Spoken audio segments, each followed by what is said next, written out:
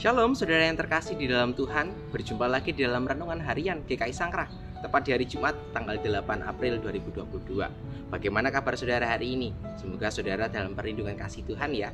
Nah mari saudara, sebelum kita bersama-sama merenungkan firman Tuhan di pagi yang indah ini, kita mau satu di dalam doa kita. Kita berdoa.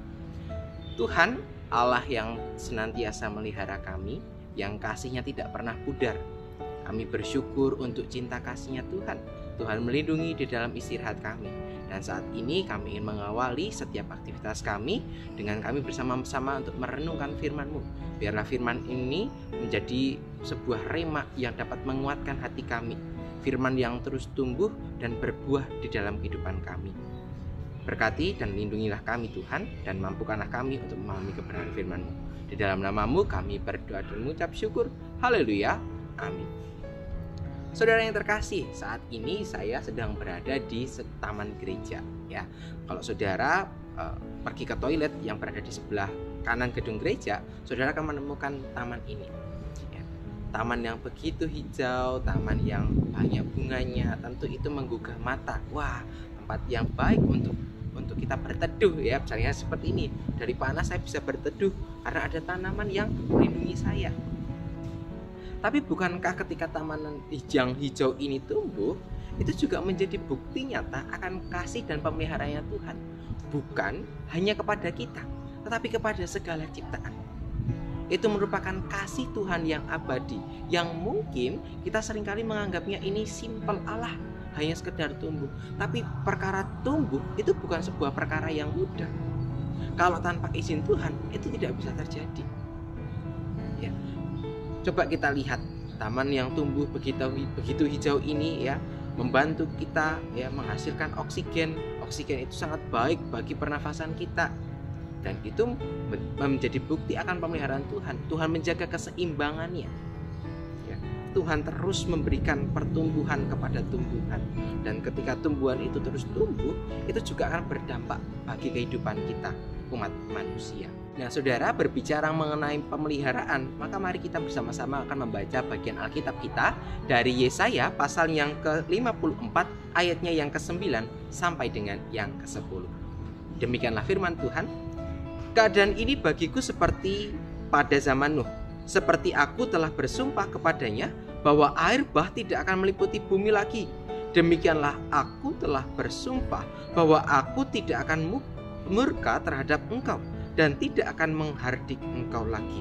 Sebab biarpun gunung-gunung beranjak dan bukit-bukit bergoyang, tetapi kasih setiaku tidak akan beranjak daripadamu, dan perjanjian damaiku tidak akan bergoyang. Firman Tuhan yang mengasihi engkau. Nah saudara yang terkasih, demikianlah pembacaan kita. Bersyukur pada setiap mereka yang bukan hanya mampu membaca, tapi juga merenungkannya di dalam kehidupan sehari-hari. Nah saudara, di dalam bacaan kita melihat bahwa ada umat Israel yang mendapatkan janjinya Tuhan kembali. Di tengah kesalahan-kesalahan yang telah ia lakukan, namun kasih-Nya Tuhan tetap dinyatakan. Ia mengingat sebuah janji yang ia pernah lontarkan kepada Nuh, bahwa ia tidak akan membumi hanguskan bangsanya, ciptaannya, tapi ia akan terus menumbuhkan. Dan janji ini terus diingat Tuhan dan kembali diberikan kepada umat Israel ya.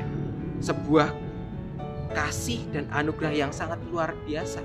Di tengah kondisi dibayangkan bahwa umat Israel ini seperti seorang perempuan yang sudah tidak dapat memiliki anak lagi, yang mandul, kemudian diberikan karunia untuk dapat memiliki seorang anak dan mengandung.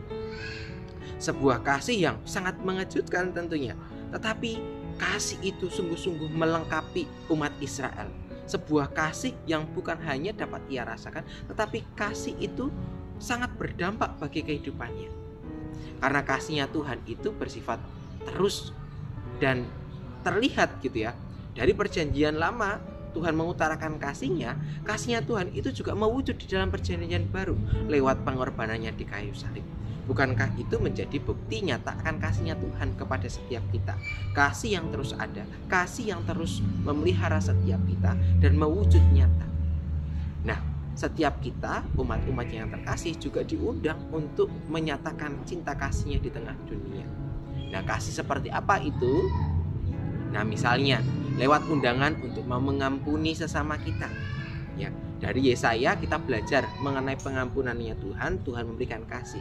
Maka kasih yang bisa kita lakukan sebagai wujud nyata iman kita adalah memberikan pengampunan kepada sesama kita.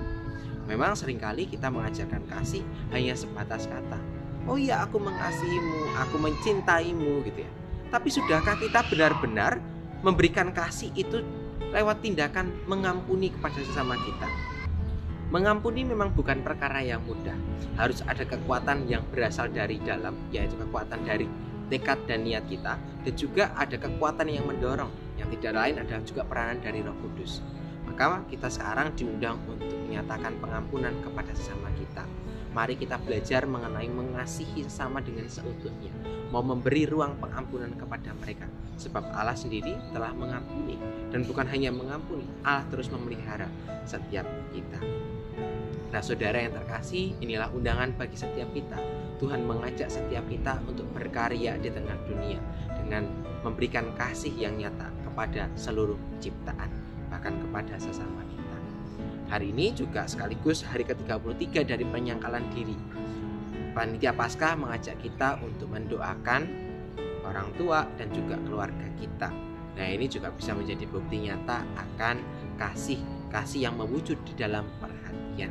Mari bersama-sama kita berjuang untuk melakukan kebenaran firman ini. Tuhan tidak akan pernah meninggalkan kita ketika kita tidak mampu. Maka mari kita mengandalkan kekuatannya Tuhan, jangan mengandalkan kekuatannya sendiri. Karena Tuhan, kasihnya Tuhan akan senantiasa memampukan setiap kita untuk terus dapat berkarya di tengah dunia.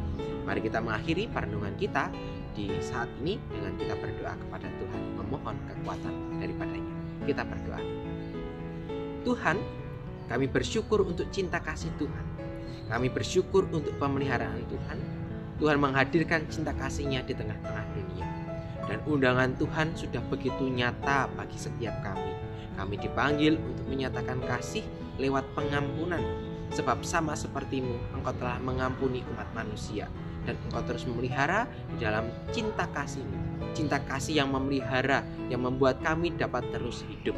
Kami memohon berkat daripada-Mu, kami memohon kekuatan yang daripada-Mu saja, agar kami dapat terus mengampuni, sama seperti Tuhan yang telah mengampuni. Biarlah kasih dan pemeliharaan-Mu ini Tuhan terus ada bagi bersama kami, dan biarlah kasih-Mu menaungi dan memampukan setiap kami. Terima kasih ya Bapa, di dalam nama-Mu kami berdoa dan mengucap syukur. Haleluya. Amin. Saudara yang terkasih, demikian perenungan kita tepat di hari Jumat tanggal 8 April 2022. Selamat melanjutkan aktivitas saudara dimanapun saudara berada. Tuhan memberkati saudara. Sampai jumpa.